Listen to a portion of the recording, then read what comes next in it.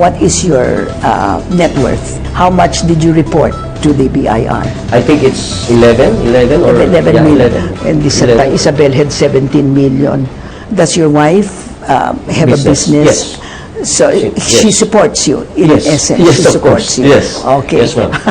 Bata pa kami. That's what I said to my wife. Okay. Nung may konting nung na-assign ako way back sa Cambodia and earn a little money because Dollars. I earn dollars. So the first thing I said to my wife, we have to have a business. Is your wife's business successful because she is married to a police general?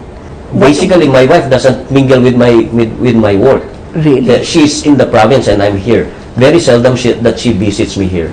And very seldom that I go home. Of course, yung influence ko lang. When you want to have clients, I have to ask for my friends also that they get our products. So you became NCRPO because you were a classmate of Bato, in essence. In essence, yes, ma'am. Yes, Yeah, ma'am. in other words, he trusts you.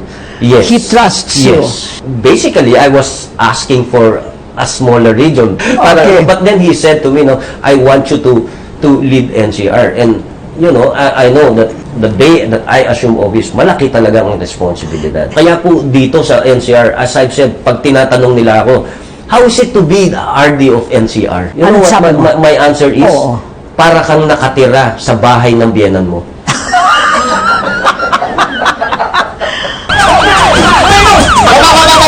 Sa tala ng Social Weather Station noong September 2016, mula sa positive 45 trust rating noong Administrasyong Aquino, tumaas ng 10 puntos ang tiwala ng mga Pilipino sa ating kapulisan sa ilalim ni Pangulong Duterte.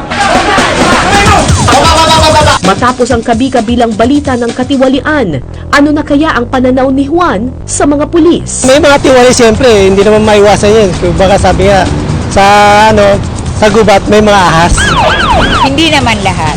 Sa 10, siguro may 3 o 2. Marami pa rin talagang tapat sa tungkulin nila. Doon ako naniniwala na mababago pa rin yung Pilipinas about sa mga PNP. Hindi naman lahat. Mayroon talagang tiwali, mayroon wala, mayroon hindi. President Duterte is toying with the idea of reforming the Philippine Constabulary. How is that going to affect the PNP? Because the PNP replaced the Philippine Constabulary. Now you have the Philippine Constabulary and the PNP. Ano yan? Ang unang sinabi po ng ating Pangulo is, doon sa constabulary thing, is our ranks. We now have the PO1, PO2.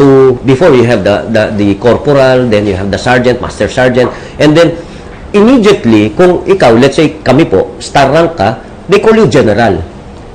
Now they call us, sometimes they call us superintendent or what, the senior superintendent. Well, in fact, it should be chief superintendent. You mean to say that's all he wants to do? That's one thing. That's what he said. But will reintroducing the Philippine Constabulary change all that? No, it will not. Well, hindi po natin masabi. Kung, I don't know, ang dami na rin pong nagbago kasi. And I think, nakita na kasi ng ating presidente na iba yung discipline ng Armed Forces of the Philippines compared to the Philippine National Police.